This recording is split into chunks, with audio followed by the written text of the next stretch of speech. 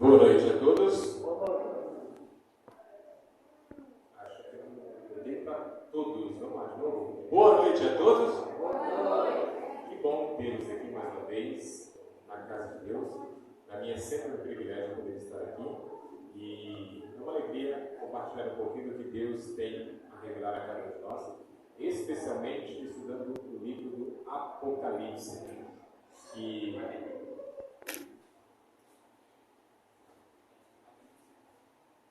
guardar tudo se sentarem para que a gente possa continuar.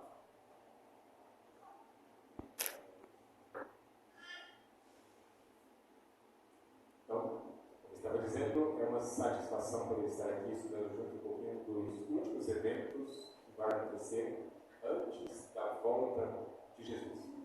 E é importante para nós entendermos esses eventos para que, quando eles acontecerem, não ser para nós motivo de desespero, mas que esses eventos, quando vemos acontecer, assim como já estamos vendo, possamos exultar e nos alegrar, sabendo que a nossa redenção se aproxima. E nós começamos desde o primeiro domingo, não é isso? Com Gilberto estudando o livro do Apocalipse, desde o capítulo 1, e vamos, pela honra e glória de Deus, até o capítulo 22 de Apocalipse, tá bom?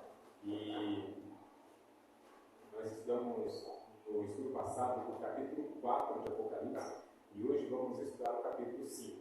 Para aqueles que estiveram aqui no domingo passado, nós aprendemos algumas coisas. Eu gostaria que você abrisse sua Bíblia lá no livro de Apocalipse, o capítulo 4. Abra sua Bíblia no livro de Apocalipse, o capítulo 4, que foi o capítulo que estudamos na semana passada. Nós entendemos algumas coisas importantes que eu gostaria de recapitular junto com vocês, até porque alguns que estão aqui hoje não estavam no estudo passado. Bom, a gente viu aí sobre alguns personagens do capítulo 4. Mas antes mesmo de começar a ler algum desses textos, feche seus olhos, assim como você está, com a sua Bíblia aberta, para juntos buscarmos a presença de Deus e a direção do Espírito ao estudarmos a palavra de Deus mais uma vez. Oremos. Senhor nosso Deus, soberano e eterno Criador, aqui estamos como teus filhos, com o desejo de aprender mais sobre aquilo que o Senhor tem a revelar a cada um de nós. O livro do Apocalipse, Deus, não é um livro de destruição, não é um livro que nos remete a cenas de terror, mas ao contrário, é um livro que é uma revelação de esperança ao coração de cada um de nós. Por isso, Deus, queremos que o teu Santo Espírito nos revele a tua vontade nesta noite.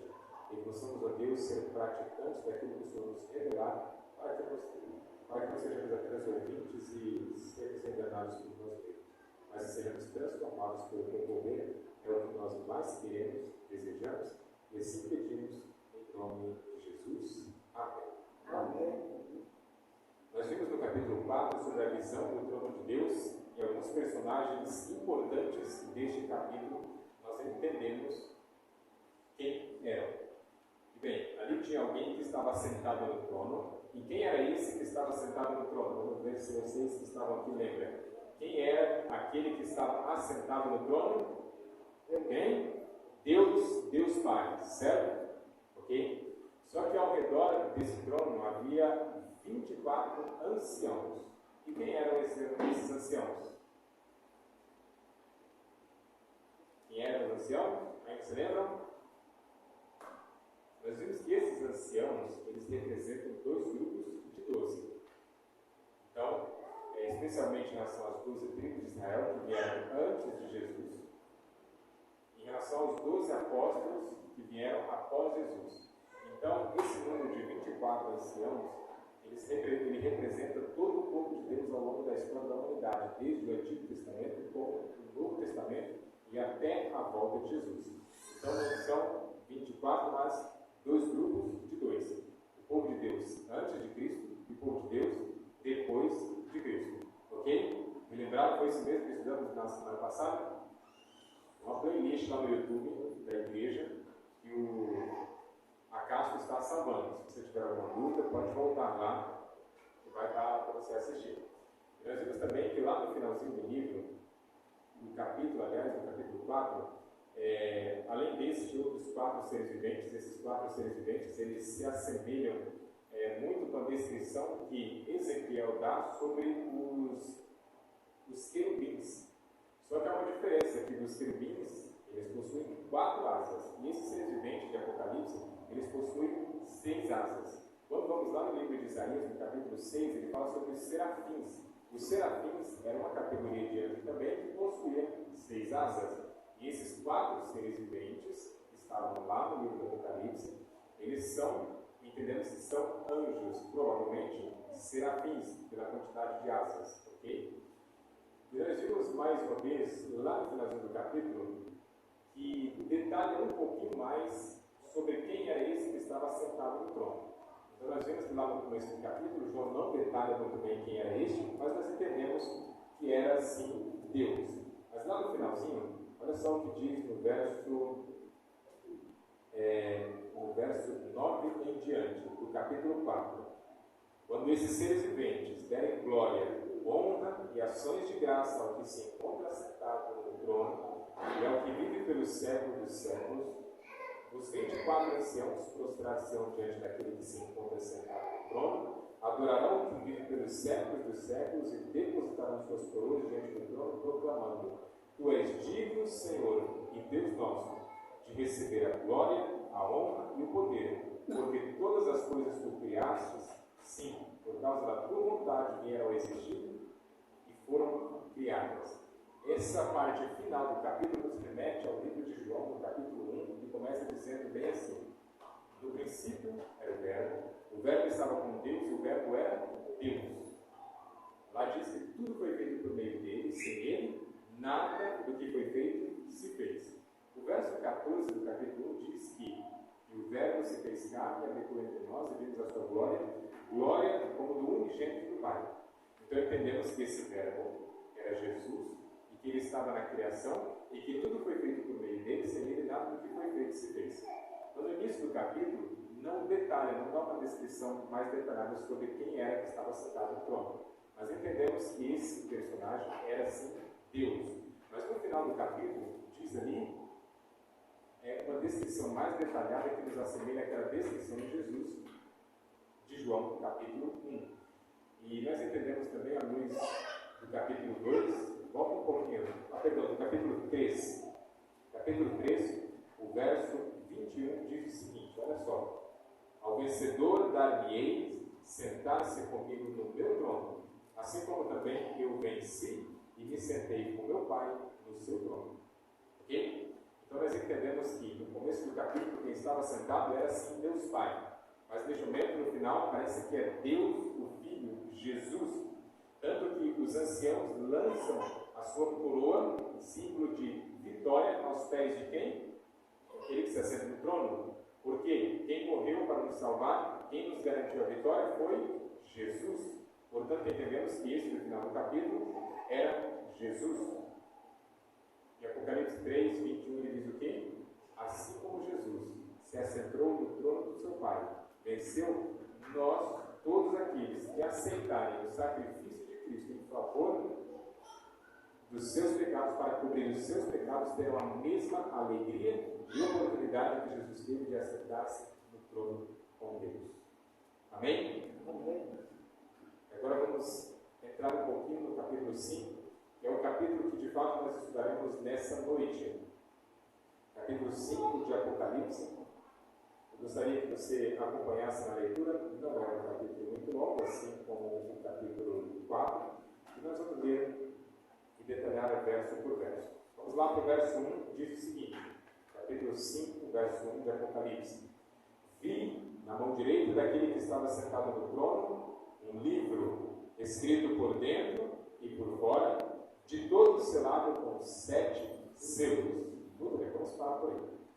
Diz que aquele que estava sentado no trono, Deus o Pai, estava segurando um livro. Esse livro estava o quê? Selado. Com quantos selos? 7. Vamos entender um pouquinho mais sobre isso. Abra sua Bíblia, mantenha aberto em Apocalipse, tá? Mantenha aberto em Apocalipse. E vamos lá em Isaías. capítulo 29. Deixa marcado em Apocalipse, capítulo 5, que nós vamos voltar. Vamos em Isaías, capítulo 29. Isaías, capítulo 29, é o capítulo que nós vamos ver. Amém? Capítulo 29, o verso que nós vamos ver é o verso 11 e também o verso 12.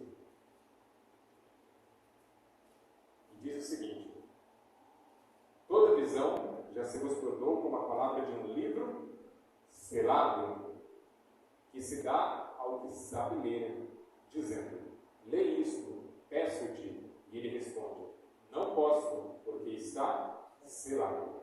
E dá-se o livro ao que não sabe ler, dizendo: lê isto, peço-te. E ele responde: não sei ler. Então, olha só, muito do que há no Novo Testamento, ele remete ao que está no Antigo Testamento. E no Antigo Testamento, sempre que se refere a algo selado, é algo que não está aberto à compreensão. Ok? Não é que esse livro tinha selos literais para que ninguém abrisse.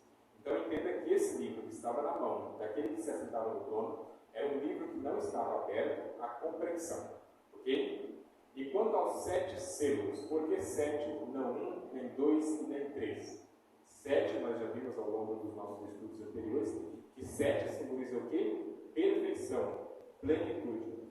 Esse livro que estava na mão de Deus quando ele estava sentado no trono, era um livro que estava perfeitamente selado, perfeitamente fechado, e ninguém poderia ler. Vamos seguir o verso 2 de Apocalipse, no capítulo 5. Ok? Capítulo 5, verso 2 diz: vi também um anjo forte que proclamava em grande voz: quem é digno de abrir o livro e de lhe desatar os selos? Capítulo 3: ora, nem no céu, nem sobre a terra, nem debaixo da terra, ninguém podia abrir o livro, nem mesmo olhar para ele. O verso 4: e eu chorava muito, João dizendo, porque ninguém foi achado digno de abrir o livro, nem mesmo de olhar para ele. Bom, João estava ali, observou aquele livro selado, ninguém podia abrir o livro porque ninguém ia entender. Era um livro perfeitamente selado. E João diz que ele ouve um anjo perguntando, era uma pergunta, um anjo declara quem era esse anjo, só diz que era um anjo forte. Ele começa a perguntar: quem é digno de abrir o livro e de lhe desatar os selos?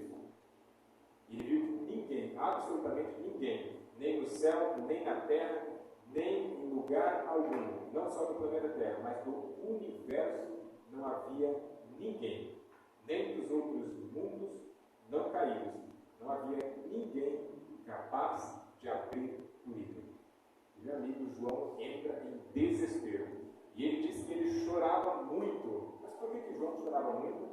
Em relação ao livro, que é um livro selado, ele nem sequer sabia o conteúdo desse livro. Bem, olhando para cá, a gente vai entender que João não sabia o conteúdo. Mas o conteúdo desse livro é o conteúdo de todo o plano da história da redenção da humanidade. João chorava porque daquele livro, do conteúdo desse livro, dependia absolutamente toda a história da humanidade. Dependia desse livro a salvação de todos nós. A visão João recebeu aproximadamente 2.000 anos atrás, mas o conteúdo desse livro estava selado. Era o conteúdo do plano da salvação. Eram os eventos de Deus. Já tinha planejado antes mesmo da história do planeta Terra. Antes mesmo dele criar esse mundo, ele já tinha escrito nesse livro todo o plano para salvar a humanidade. Nas páginas deste livro, talvez tivesse escrito o meu e o seu nome. Nas páginas desse livro, talvez tivesse escrito ali o destino final de cada um dos seres humanos que passariam sobre essa terra. Talvez nas páginas desse livro tivesse escrito que Deus, que Jesus, deu a sua vida por cada um de nós. Mas o livro estava selado. E João, sabendo que a sua salvação dependia desse livro, ele entra em desespero, e o próprio João, narrando as cenas da visão, ele disse que ele chorava muito, porque nem mesmo no céu, na terra, em lugar algum, ninguém poderia nem sequer abrir o livro e tampouco olhar para ele. Mas de repente uma esperança. O verso 6 diz o seguinte, aliás, o verso 5, todavia um dos anciãos me disse, os anciãos são representantes do povo de Deus ao longo da história da humanidade, antes de Cristo e depois de Cristo. Então, um desses anciãos, dos 24 que estava sentado ao redor do trono, chega para João e diz o seguinte, não chores, ou seja, para de chorar, uma vez que ele já estava chorando. Eis que o leão da tribo de Judá, a raiz de Davi, venceu para abrir o livro e os seus 7 selos. Então, de repente, um dos anciãos daqueles que estava ali assentado, aproxima-se de João e diz, calma, calma, o livro está selado. Ninguém, absolutamente ninguém, pode abrir o livro. Mas o leão da tribo de Judá, a raiz de Davi, venceu para abrir o selo. Como nós sabemos, Jesus, ele descende da tribo de Judá e também da raiz de Davi, da família de Davi. Então Jesus, um dos anciãos, se aproxima de João e diz que Jesus, o leão da tribo de Judá, venceu para então abrir o livro e desatar os selos. Olha só o verso 6. Então, vi no meio do trono e dos 4 seres viventes, e entre os anciãos, de pé, o quê? Um cordeiro, como tendo sido morto. Ele tinha 7 chifres, bem como 7 olhos, que são os 7 Espíritos de Deus enviados por toda a terra. Nos estudos passados, nós entendemos algumas coisas sobre esse simbolismo desse número 7, e também sobre os chifres, sobre os 7 olhos, que são 7 Espíritos de Deus enviados por toda a terra. Nós vamos relembrar um pouquinho do que estudamos.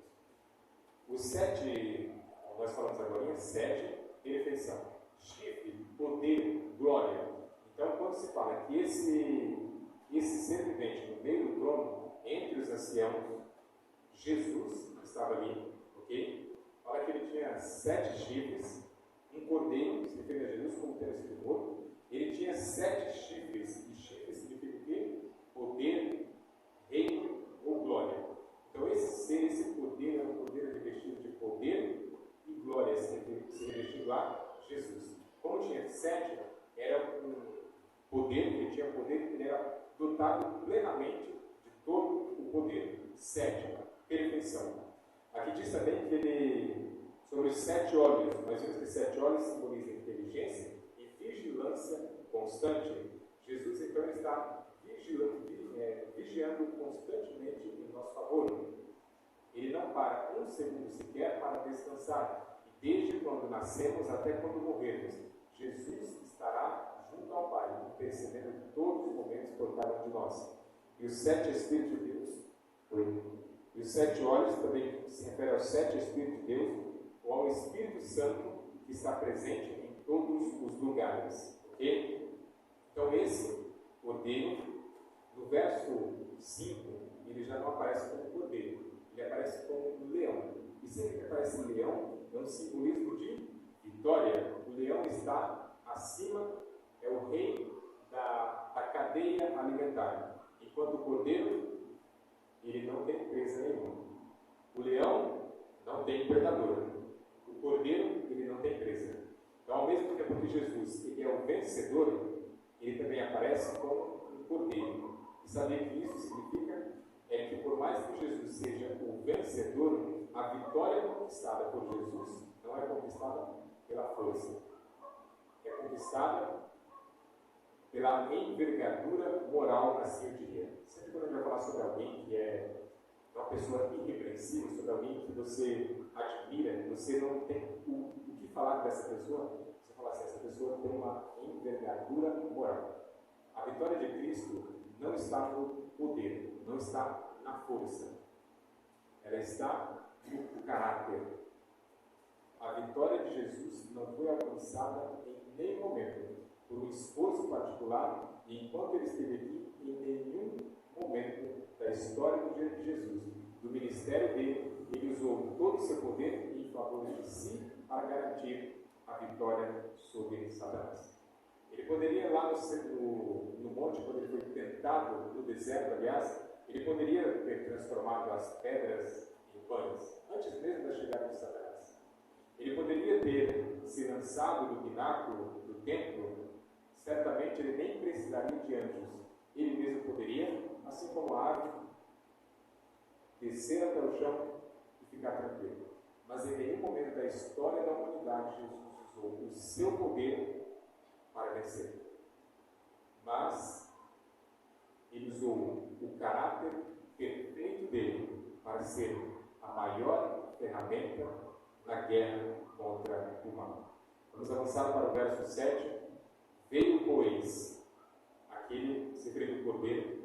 Ele veio, pois, e tomou o livro da mão direita daquele que estava sentado no trono. Ou seja, o cordeiro, Jesus, se aproxima de Deus, toma o livro de sua mão.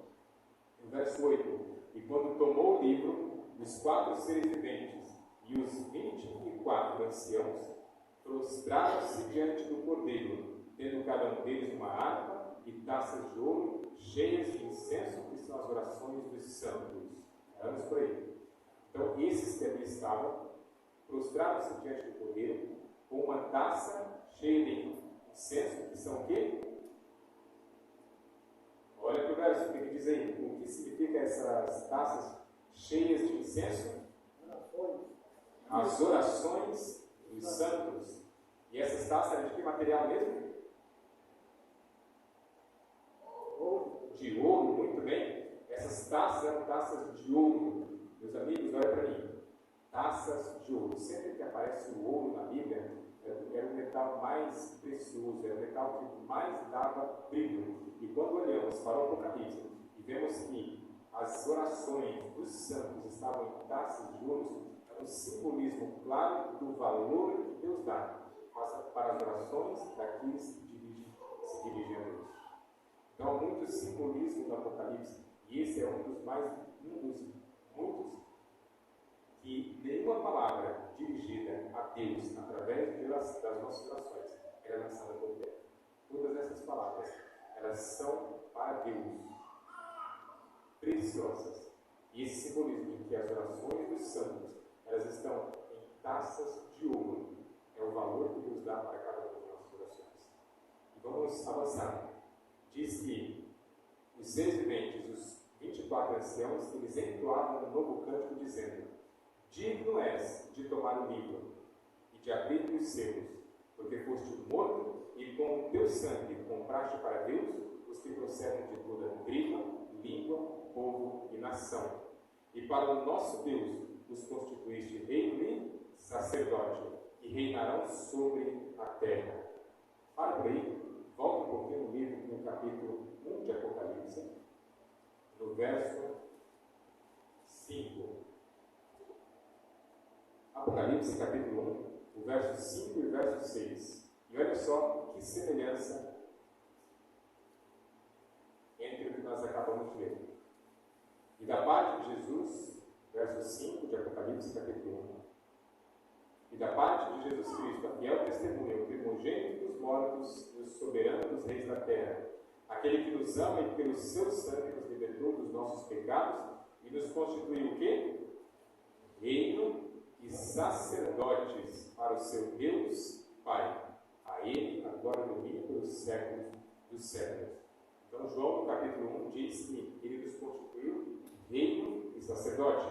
No capítulo 5 diz que esse trecho ele vai compor a música que eles cantavam. E para o nosso Deus, verso 10 do capítulo 5, nos constituíste reino e sacerdote. Meus amigos, cada um de nós fomos salvos pelo sangue de Cristo. Todos nós que aceitamos o sacrifício de Cristo feito em nosso favor para cobrir os nossos pecados, nós seremos com Cristo reinos. Nós reinaremos com Ele. Como nós vimos no estudo passado, nós nos assentaremos no mesmo trono de onde hoje Deus governa todo esse universo. Lá no Gênesis, Deus nos fez a sua imagem e semelhança. E quando Ele voltar e nos levar para o céu, Ele vai restaurar essa imagem e muito mais que isso, vai nos fazer sentar no seu trono, onde de hoje Ele governa todo o universo, inclusive a nossa vida. E o verso 11 diz o seguinte: vi e ouvi uma multidão de anjos ao redor do trono, dos seres viventes e dos anciãos, cujo número era de bilhões de bilhões e milhares de milhares, proclamando em grande voz: digno é o Cordeiro que foi morto, de receber poder e riqueza e sabedoria e força e honra e glória e louvor. Então, ouvi que toda criatura que há no céu e sobre a terra, debaixo da terra e sobre o mar, e tudo que neles há, estavam dizendo: aquele que está sentado no trono e ao Cordeiro, seja o louvor, a honra e a glória e o domínio pelos séculos dos séculos. E os 4 seres viventes respondiam: amém. Também os anciãos prostraram-se e adoraram. Queridos, neste momento, descrito no final do capítulo 5, vai ser o momento mais solene da história desse universo, onde não somente aqueles que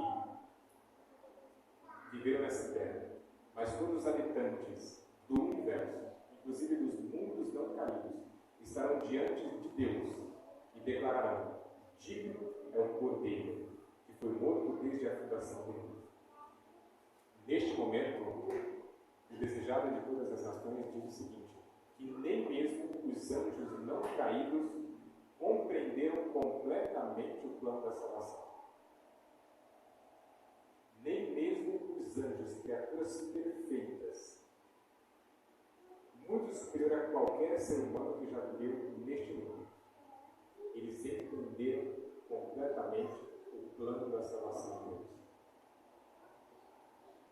Mas neste momento eles entenderão, não só os anjos, eles entenderão mais próximo da realidade o plano que Deus traçou antes mesmo desse mundo existir para a salvação de cada um. E por que não poderia um anjo morrer em favor do ser humano? Eles não são perfeitos? Eles não são sem pecados? Não são seres que nunca caíram? E por que um anjo não poderia morrer? Um anjo não poderia abrir o livro e desatar os seus?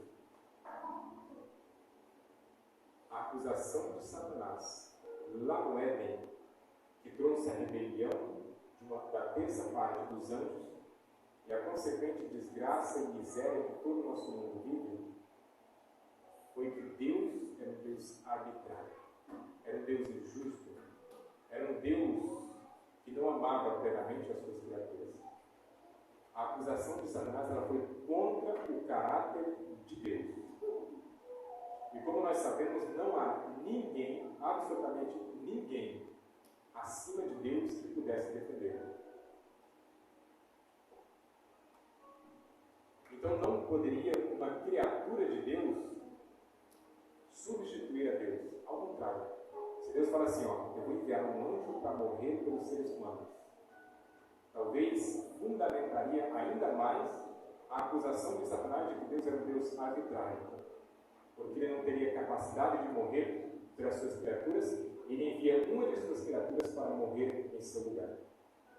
Não tinha possibilidade de ser outro ser do universo morrer no lugar de Jesus. Tinha que ser Jesus, Deus. A menos que tivesse alguém acima dele. Como não há, só poderia ser ele. E o que tinha que ser feito, ele fez. Ele é digno de abrir o livro, desatar os selos e ler o nome de todos os salvos um dia lá no céu. O que estava ao alcance de Jesus fazer, ele já fez. Mas o que não está ao alcance dele é o que está ao nosso alcance. Se tem uma coisa que ele jamais pode fazer, é decidir ou escolher para alguém. Se precisasse ele morrer outra vez, ele assim o faria, mas não precisa.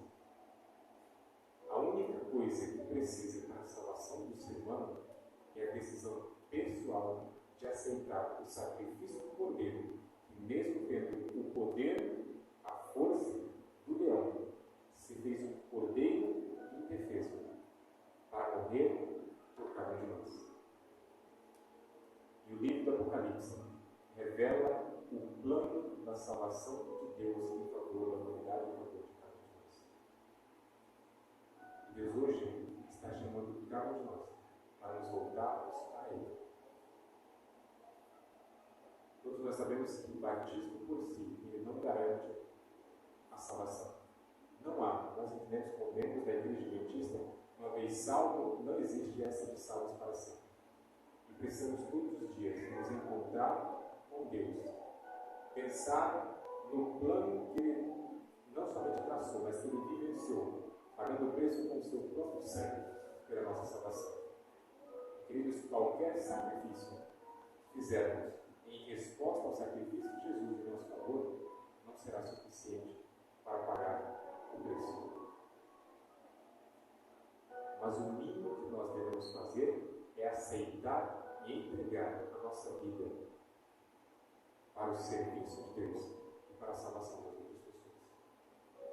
Que Deus possa nos abençoar para que, como sacerdotes de Deus, nós estamos também no capítulo 1 do sacerdote, assim como no Antigo Testamento, é aquele que oferece sacrifício, pelo menos era assim no santuário, aquele que oferecia os sacrifícios a Deus por si e pelo povo.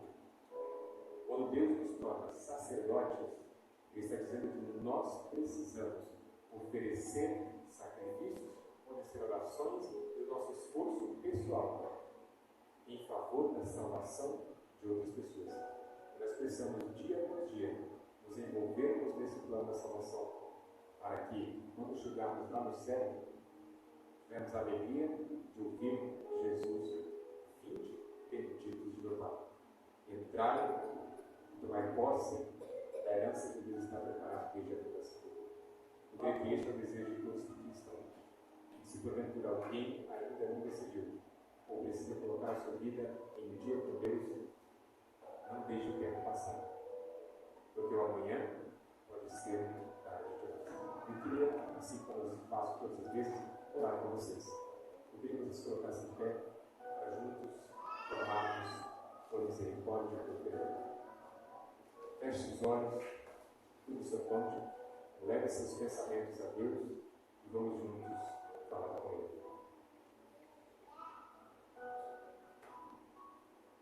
Senhor nosso Deus, soberano, eterno, Criador, obrigado porque o Senhor, antes mesmo de nos criar, antes mesmo do Senhor dizer, haja luz, o Senhor já tinha escrito o nosso nome no teu livro. Obrigado, Senhor, porque antes do planeta Terra existir, quando tudo ainda era trevas, o Senhor Deus já tinha escrito no teu livro que o Senhor morreria pelos pecados da humanidade. Não há, Deus, uma demonstração maior de amor do que alguém dar a sua própria vida para salvar alguém. E o Senhor Deus demonstrou, através da tua morte e do teu sacrifício, que o Senhor nos ama.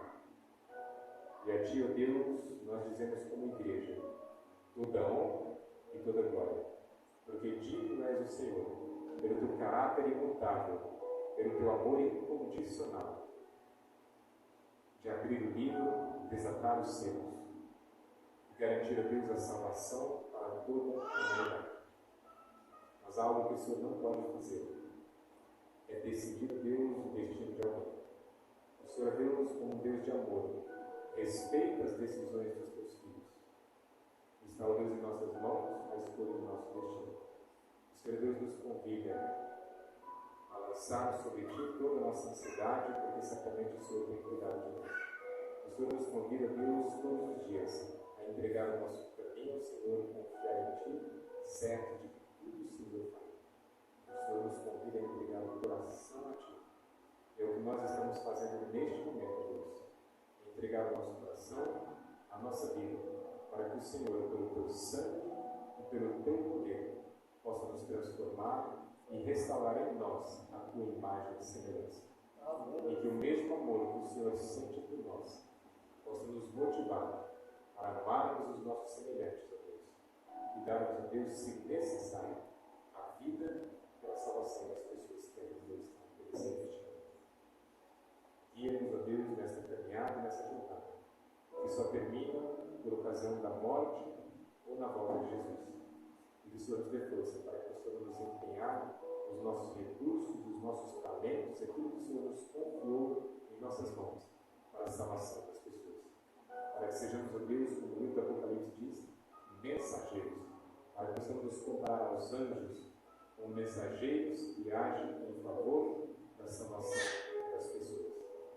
Deus amor, Deus, pelas pessoas e pela terra, que nos ensina a cada dia a oferecer a Deus o nosso melhor, para a honra, para a glória do nome e pela salvação das pessoas. Motiva, Deus, essa igreja, cada dia, a trabalhar mais e mais, certo de que a nossa redenção está próxima. Perdoa os pecados de todos nós, nos leve para os nossos lares e nos dê, ó Deus, a cada dia a alegria e prazer de buscar o Senhor. Aqueles que não puderem estar aqui hoje, que o Senhor possa estar visitando cada um em seus lares e dando a Deus a bênção necessária para que no próximo culto eles estejam aqui para honrar e glorificar o teu nome juntamente conosco. Em nome de Jesus, pedimos essas bênçãos.